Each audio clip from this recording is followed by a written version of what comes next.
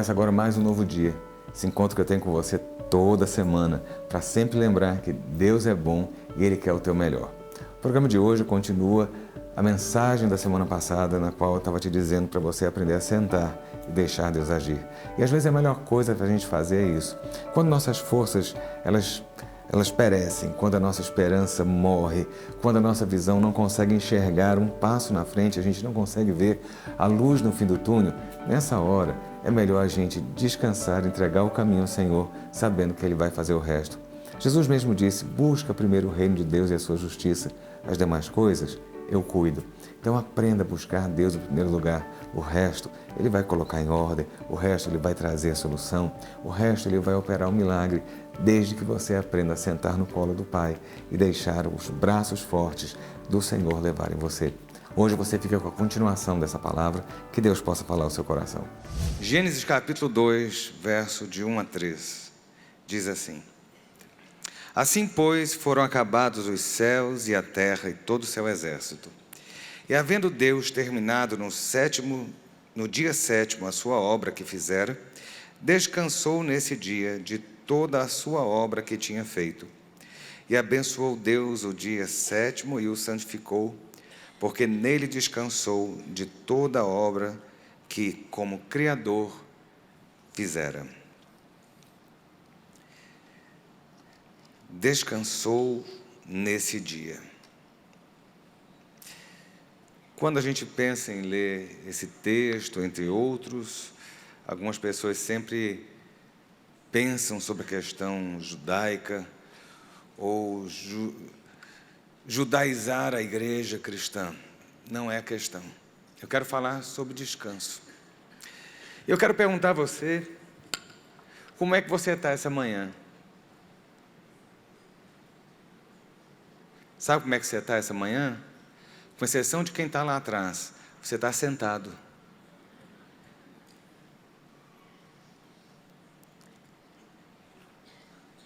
E eu quero dizer a você que Deus está te convidando hoje para sentar um pouco. Porque o seu lugar não é de pé, é sentado. E você vai entender. E eu quero convidar você hoje a tomar assento com Deus. Quando a gente vê na Bíblia, a gente vê os sacerdotes no Velho Testamento, no templo, no tabernáculo. Era algo impressionante, os turnos. Se você andar pelos prédios da igreja, no último prédio lá atrás, antes do auditório, tem um quadro gigante, bem grande, que eu trouxe de Israel aquele quadro. E aquele quadro retrata o templo em Jerusalém, na época de Jesus, e tem ali o altar do sacrifício e as posições do Deus é um Deus organizado, Ele mostra isso pelas suas orientações. Olha, se Deus tratasse o céu na bagunça que as igrejas hoje tratam a própria igreja, o céu tinha desabado aqui na terra. A verdade é essa, porque eu não consigo ver Deus no meio do caos e da bagunça. Deus entra no caos e Ele conserta o caos. Aí quando você olha o quadro lá atrás, você vai ver a posição dos levitas, a posição dos sacerdotes, o altar o tempo todo. Existia altar que queimava, existia incenso que queimava, existia oferenda o tempo todo. Era um serviço ininterrupto. Se você olhar bem, aquilo que Deus mandou Moisés construir para o tabernáculo, não existe um banquinho. Existe. Tem uma cadeira. Deus falou assim: tu far-me-ás uma cadeira, na mesóclise do Temer, far-me-ás uma cadeira de cipreste, e depois você vai laqueá-la, e depois vai folheá-la a ouro. Tem isso? Tem um banquinho? Não. Tem um trono? Não. É em pé, é naquela correria, sabe por quê? Porque tinha que apagar pecado o tempo todo, purificar pecado o tempo todo, derramar sangue o tempo todo, acalmar Deus o tempo todo, e levantar oferta, levantar incenso, e fazer derramar alguma coisa. Derramava sangue, matava bicho, e depois queimava de novo. Aquilo ali era constante. Tinha que ter pão o tempo todo, ninguém sentava, a coisa não acabava, era infindável. Você já trabalhou assim em algum lugar? Assim, vai para balcão em atendimento, em loja, sabe, de feirão, que tem aquelas bandejão assim. Gente, não para o tempo todo. Vai para 25 de março em São Paulo, que você vai entender o que é correria. É aquilo ali. Não se para, não se descansa. Isso no Velho Testamento. Não tem um sacrifício que dê um fim àquilo, não tem uma obra que termine, é o tempo todo, é o tempo todo, é o tempo todo. Mas eu digo a você, quando chega Jesus, Ele está na cruz e Ele diz uma palavra, que essa palavra muda todas as coisas. Ele diz o seguinte: está consumado. Há um sacrifício único, há uma posição única, há um derramar único que encerra todo esse ciclo de trabalhos ininterruptos. E aí eu digo a você, aonde Jesus está hoje? Jesus está como? Sentado à direita de Deus Pai, por um simples motivo: está consumado, o trabalho terminou, a obra foi completa, não há nada mais a ser feito, porque Ele colocou os inimigos debaixo dos seus pés, Ele foi exaltado, Ele foi levantado, Ele foi glorificado, o trabalho está concluído. Deus te chama hoje para sair do fazer, para entrar no feito.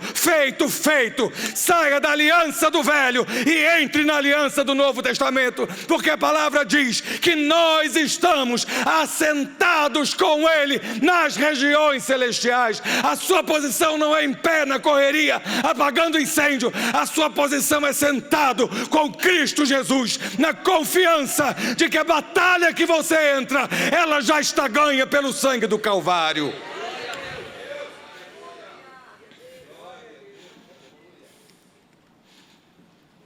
Eita! E olha que eu prego para você ficar de pé por dentro. Já viu essa mensagem minha?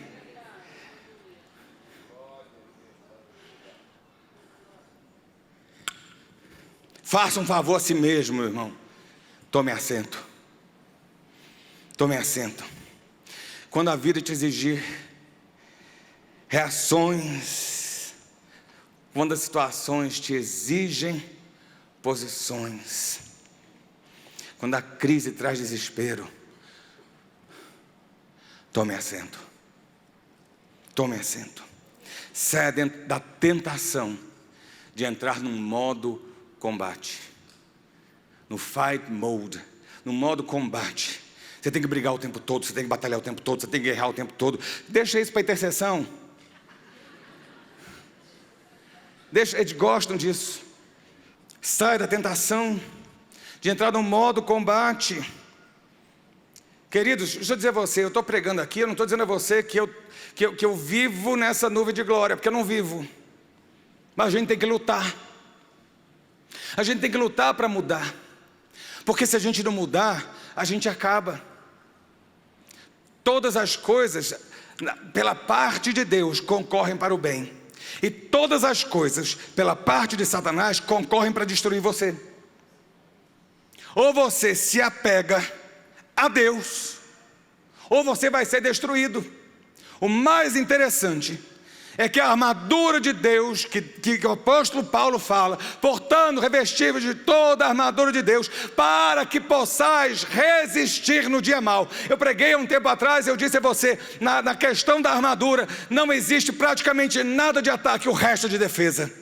E nós temos que aprender a essa questão de sentarmos. Eu não estou dizendo a você que pare, deponha as armas, entregue sua vida, sabe, cruze os braços, vá viver de luz e fotossíntese. Eu não estou dizendo isso, mas eu estou dizendo que você tem que fazer a sua parte, sabendo que Deus está fazendo a dele. A sua parte é confiar, a sua parte é buscar o reino, a sua parte é se entregar. As demais coisas vos serão acrescentadas.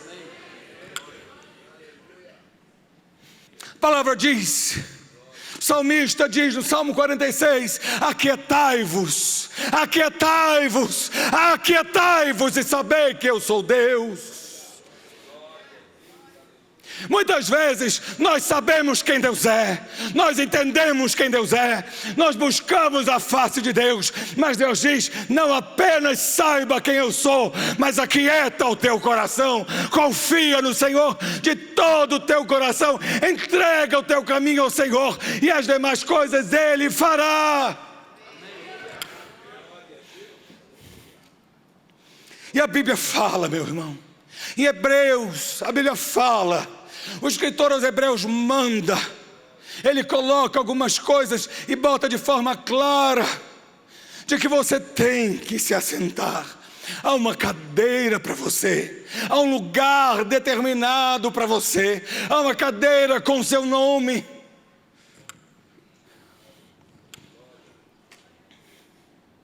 Essa semana fui numa solenidade, me falaram o seguinte do cerimonial: pastor, quando chegar lá diga que o senhor está no setor laranja.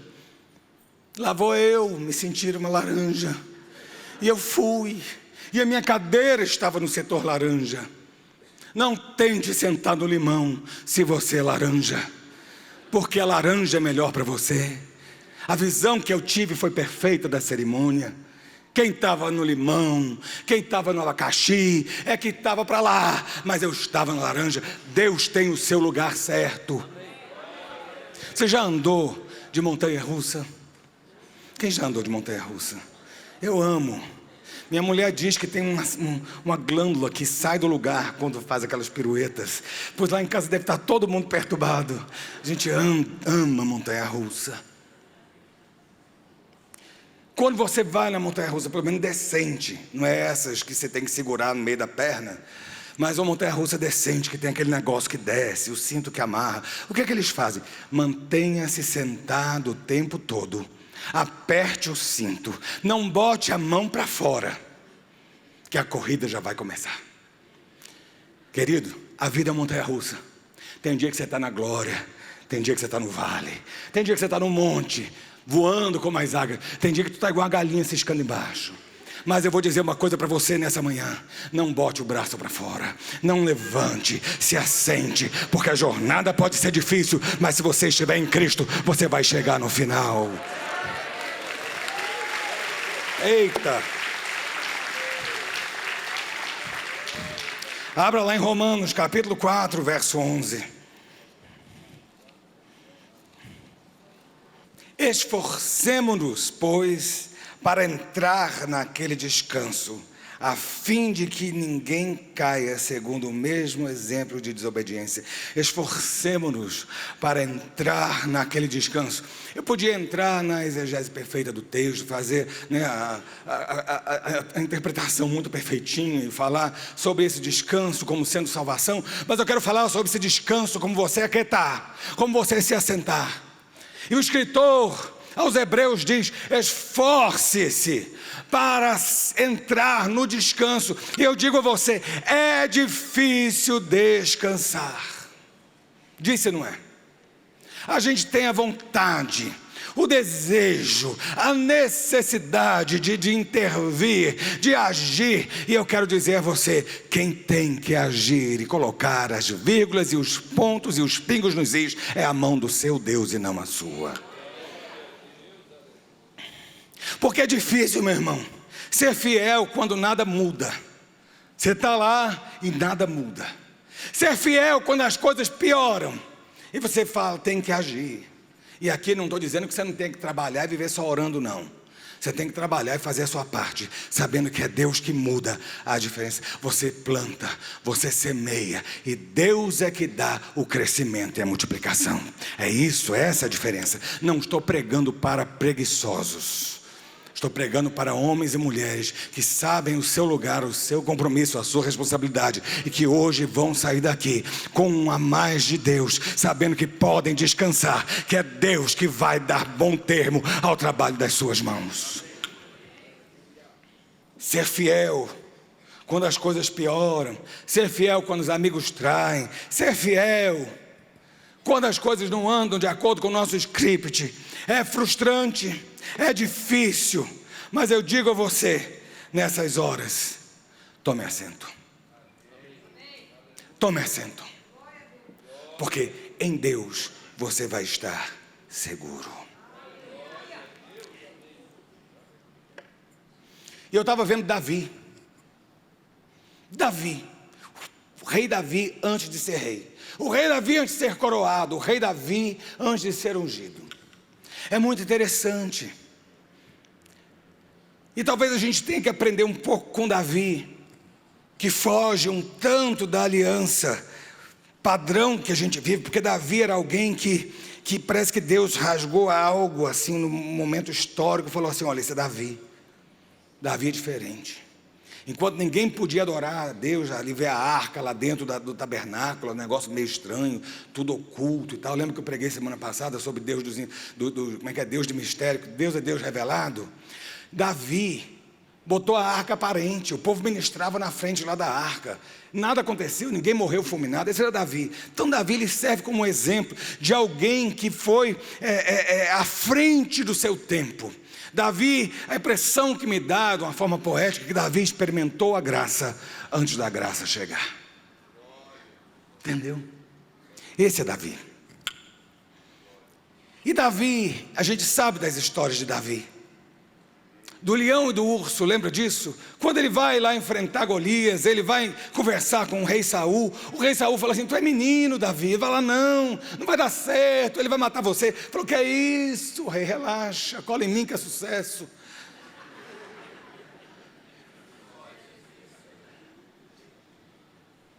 Estava lá eu, com minhas ovelhinhas, que nem minha era do meu pai, estava lá.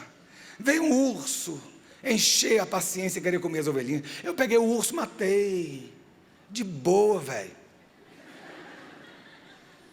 Não esqueça, Davi devia ter 15, 16 anos.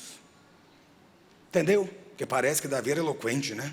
Assim: oh, majestade, estava eu a apacentar o rebanho que não era meu.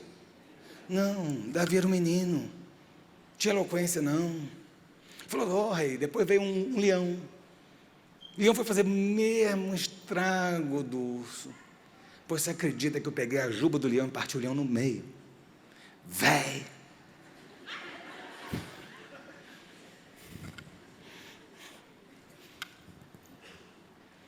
Ele falou assim: você está achando? Aí você fala assim: Davi está dizendo que foi ele que fez, né? Porque se você ler só até essa parte, você vai ver que Davi dizendo que foi ele. Eu peguei, eu rasguei o leão, eu matei o urso e vou matar o filisteu. Mas você sabe que não é isso que Davi fala? Sabe o que é que Davi diz?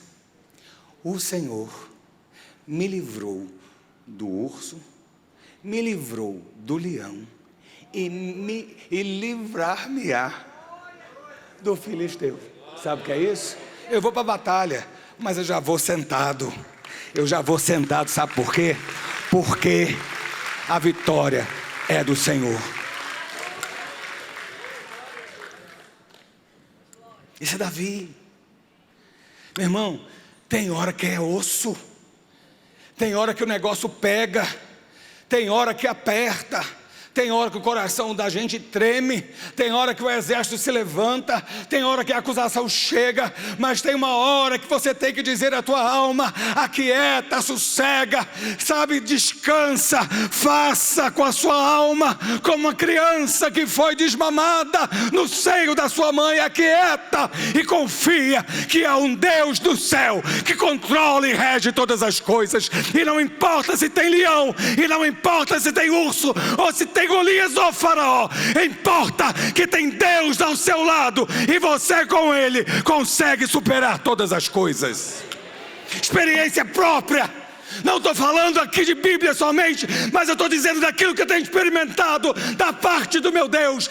Ele é aquele que peleja as nossas causas e não deixa que os nossos pés vacilem. Descansa, senta, confia, espera e veja o grande livramento que a mão do teu Deus há de te dar. Aleluia. As situações, e eu vou dizer, tem hora que você tem que tomar atitudes, e eu digo a você, você tem que ter o controle da sua vida. Entenda, vou dizer claro, você não é isso que eu estou falando para você, dizer largar tudo, sentar. Você não é o Brasil pátria amada, deitado em berço esplêndido. Você tem que acordar, batalhar e trabalhar. Sabe? Não é isso que eu estou dizendo. Tem que correr atrás, tem que lutar, mas sabendo que quem vai dar o crescimento é Deus.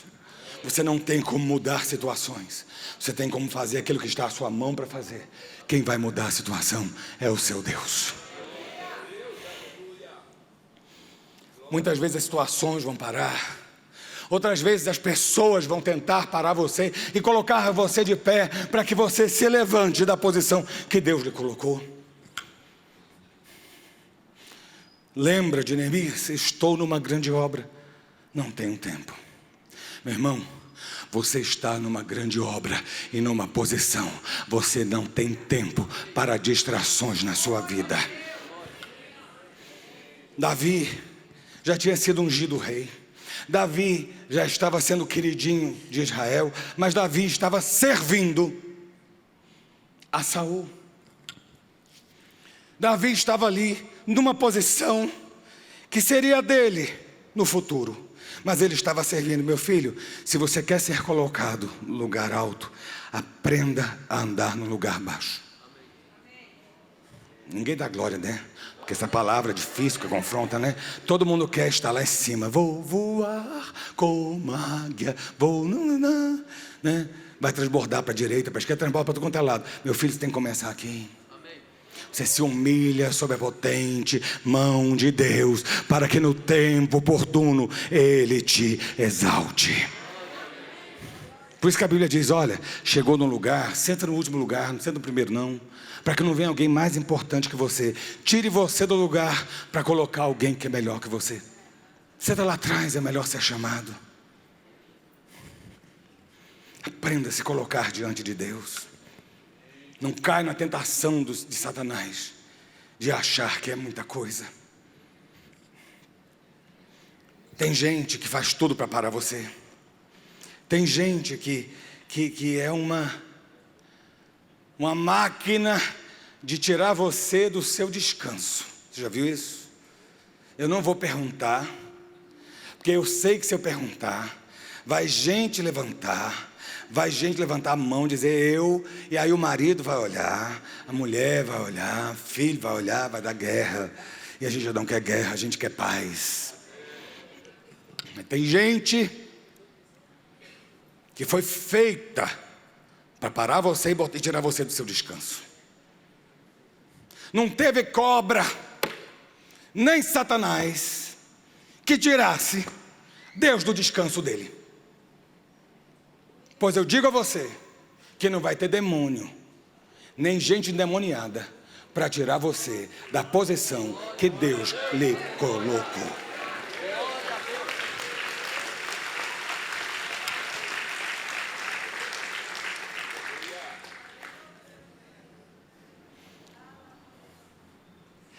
Tinha Saul. Gente, Saul gostava de Davi. Até descobrir que Davi ia ser o rei no lugar dele. E estava tendo mais ibope que ele. Né? Deixa eu dizer uma coisa, meu filho. Seja seguro do que você tem em Deus. Seja seguro, sabe? Deus tem um projeto na sua vida. Deus tem um projeto na sua vida.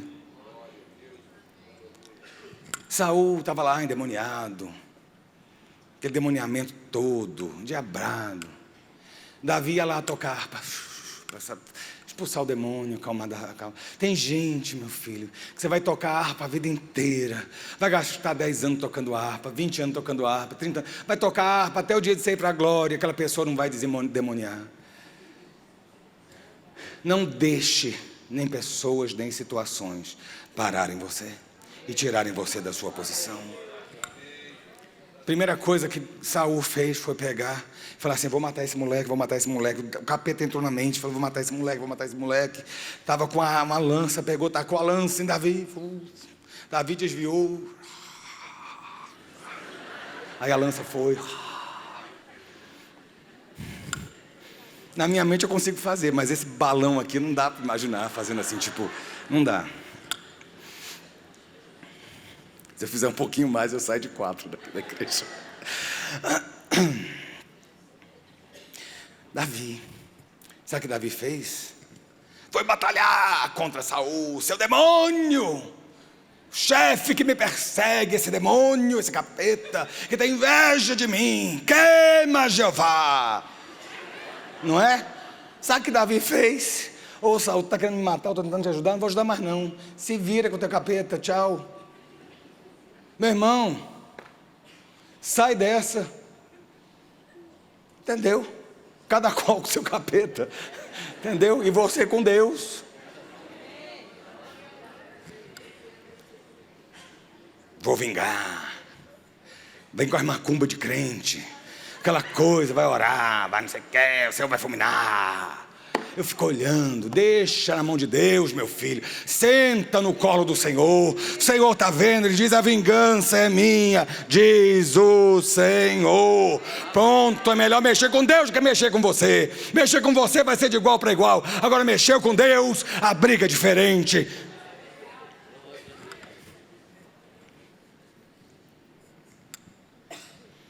Pois Davi fez isso.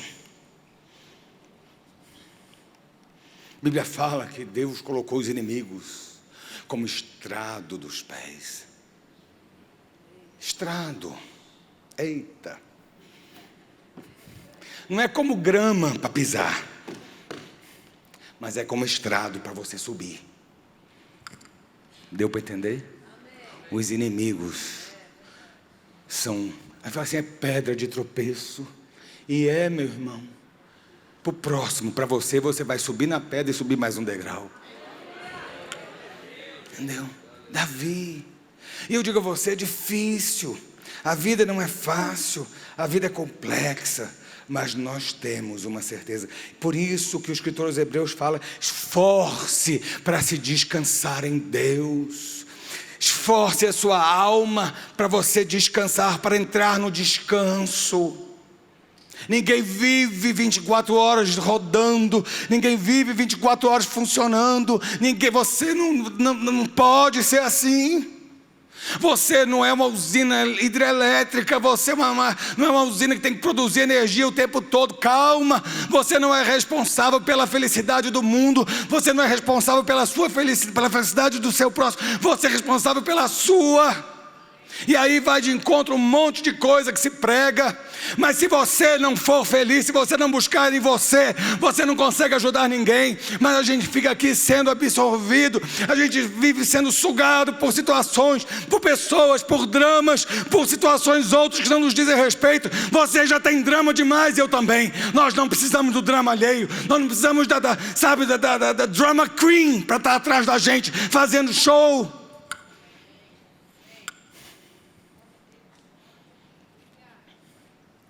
A Batista Central começou há 51 anos atrás. 67. Pouco mais de 10 pessoas. Foi uma família Vilas Boas que fundou a igreja. Nós éramos filha, congregação da PIB. Depois se tornou igreja. Aí meu avô veio. O ministério cresceu. Muitas vezes hoje... Eu já tenho quase 20 anos de pastorado, eu tenho quase 10 anos na direção do ministério. Muitas vezes eu chamo o Demar e falo assim, como é que meu avô faria? Mas tem coisas que eu me lembro da época dele e que eu não faria de jeito nenhum.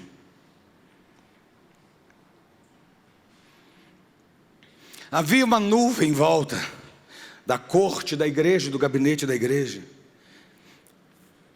E essa nuvem, essa corte, ela mostrava sempre as piores coisas.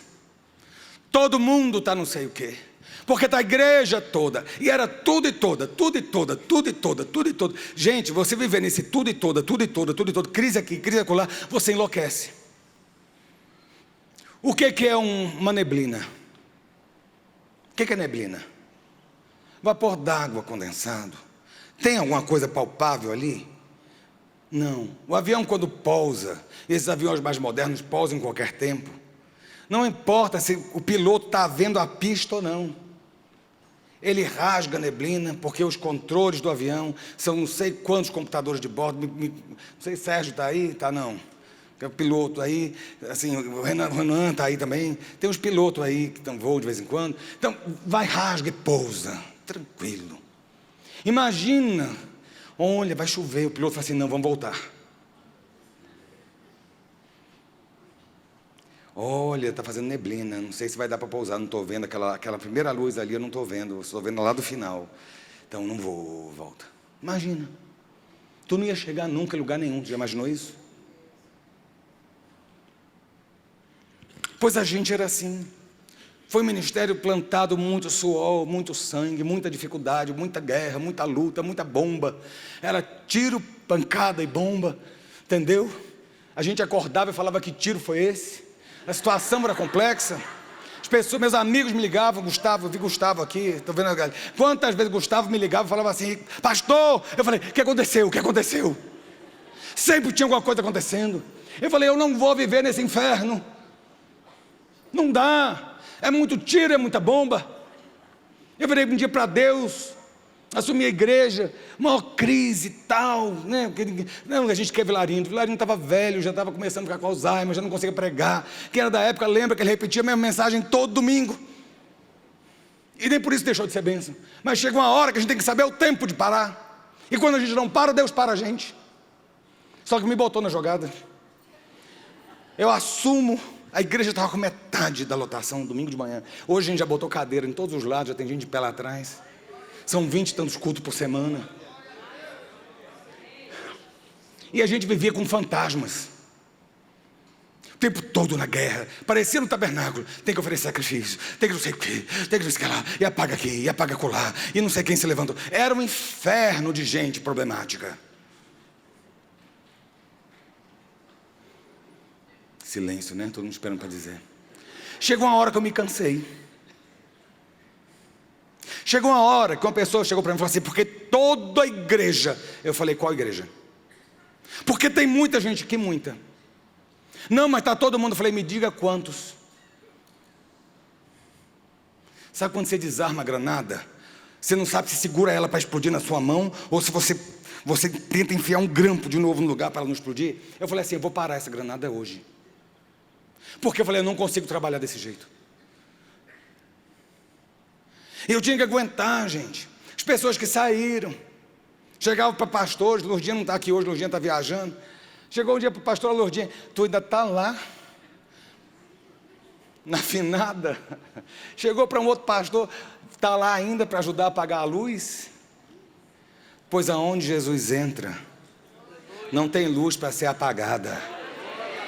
E eu comecei a entender que a igreja não era minha.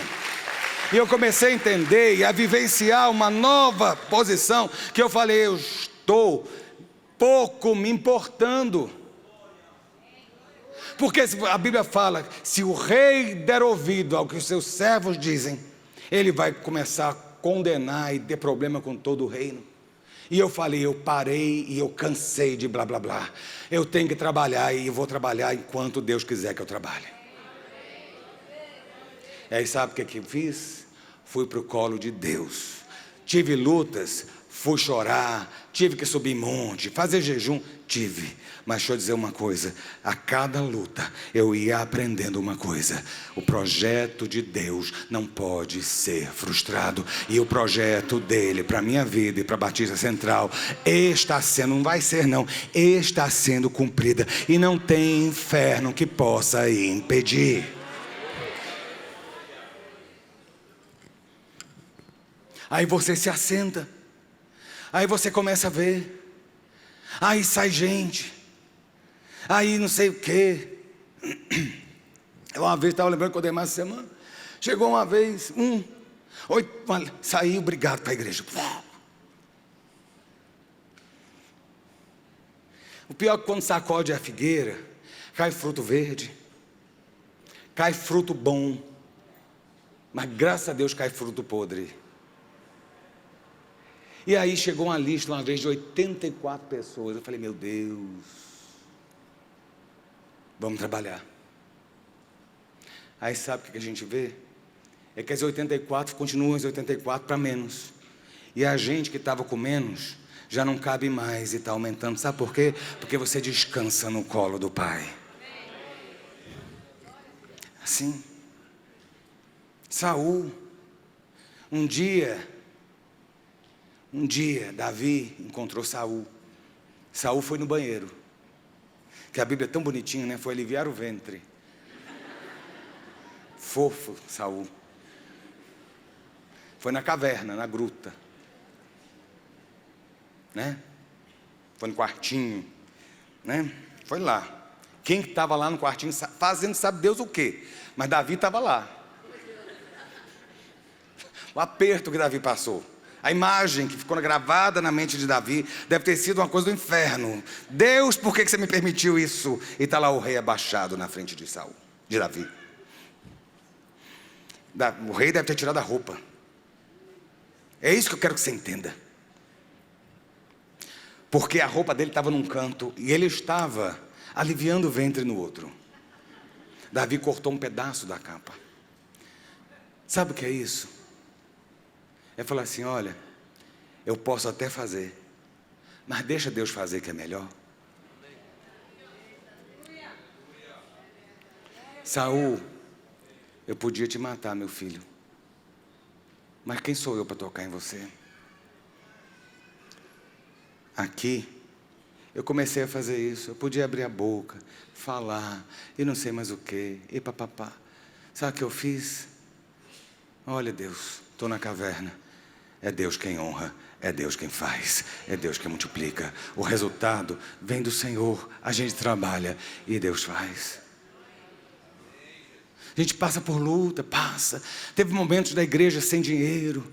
E eu falei, fui tentado. A Batista Central, a Gabi perguntou, é antes do ofertório?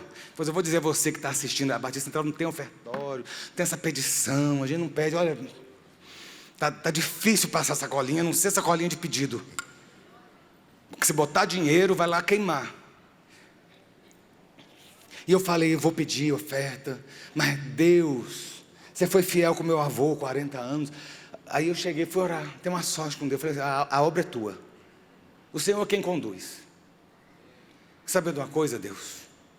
Para eu continuar, eu quero descansar no Senhor e entregar ao Senhor as situações da tua casa para que o Senhor tome conta. Meu filho, a gente já reformou os 3 prédios, estamos terminando o projeto da reforma da igreja, que vai ser a igreja mais bonita, a catedral mais bonita de Brasília, ampliar em mais 40% o espaço, e a coisa vai indo, e a coisa vai multiplicando, e você não vê o seu pastor pedindo para você dar a geladeira, o carro, o fogão. Sabe por quê? Porque a gente passou a descansar no Senhor, sabendo que Ele é o dono do ouro e da prata, e é Ele que faz todas as coisas.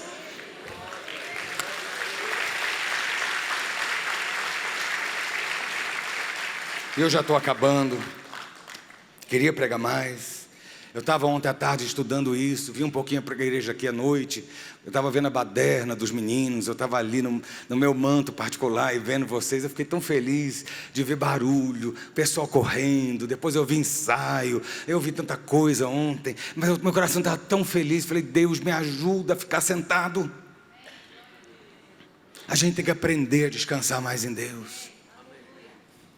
Meu filho, por que será que Deus compara você com a águia?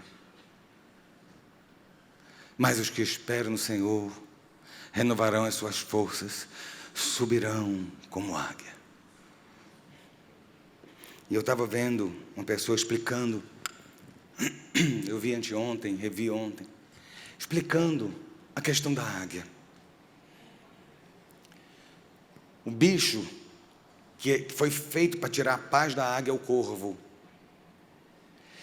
Então assim, a águia está voando, o corvo vai lá, bica, o corvo vai lá e ataca, o corvo vai lá e tenta roubar. É um saco o corvo. E tem muito corvo aí perto de você. Entendeu? E muitas vezes a gente quer dar bicada de volta, dar unhada de volta, esporada, né, de volta. Sabe o que a águia faz? Sabe o que a águia faz? Ela voa. Aí ela tem uma asa. Tem vários tipos de águia. Vou pegar a águia melhor que tem, que você, né? Ela abre uma asa. E eu fiquei abismado. São 2,5 metros de envergadura. É um A380. É um jumbo. É um negócio. Ela não está. Deixa eu dizer uma coisa. Ela está pouco se importando com aquela porcaria do corvo. Abre aquelas asas, pega uma térmica e sobe. E sobe. E sobe. Chega uma hora que a águia está voando numa altura que nenhuma outra ave consegue voar. E o corvo, se for lá, ele morre sem ar. E aí ele para de encher o saco da águia e a águia continua. Meu filho, abra suas asas. Pega as térmicas de Deus. Suba para as regiões celestiais e entre em descanso com Ele. Vamos ficar de pé para a gente orar. Eu agradeço você por ter acompanhado até aqui. Que Deus te abençoe e que Ele possa continuar a falar. A Bíblia diz que nós não devemos ser apenas ouvintes, mas acima de tudo praticantes. Descansa no Senhor e deixa Ele agir a teu favor. Você pode rever essa mensagem através das redes sociais e assistir outras também. Você acompanha os nossos canais e a gente fica por aqui. Que Deus te abençoe e até a próxima semana.